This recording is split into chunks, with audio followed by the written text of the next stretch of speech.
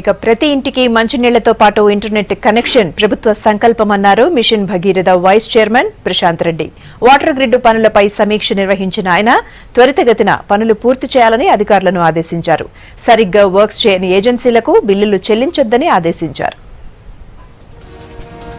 2018 నాటికి రాష్ట్రంలోని ఇంటింటికి నల్ల నీళ్లు ఇస్తామన్నారు water grid vice chairman Prashanth Reddy. సచివాలయంలో మిషన్ భగీరథ పనులపై సమీక్ష నిర్వహించిన ప్రశాంత్ రెడ్డి సెగ్మెంట్ల వారీగా పనుల పురోగతిని అడిగి తెలుసుకున్నారు. ఇంటక్ వెల్స్ ఏ స్టేజ్లో ఉన్నాయి, వాటర్ ట్రీట్మెంట్ ప్లాంట్లు ఎప్పటిలోగా పూర్తవుతాయి, ఇప్పటి వరకు ఎన్ని కిలోమీటర్లు పైప్ లైన్స్ వేశారన్న విషయాలపై అధికారులను వివరాలు అడిగి తెలుసుకున్నారు.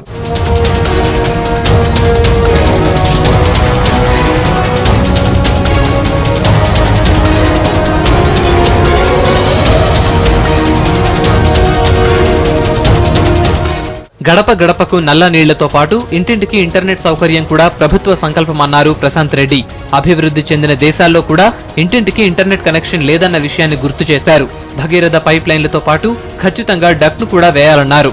ఇలా చేయని వర్క్ ఏజెన్సీల బిల్లులు ఆపేయాలని ఎస్ఈలను ఆదేశించారు.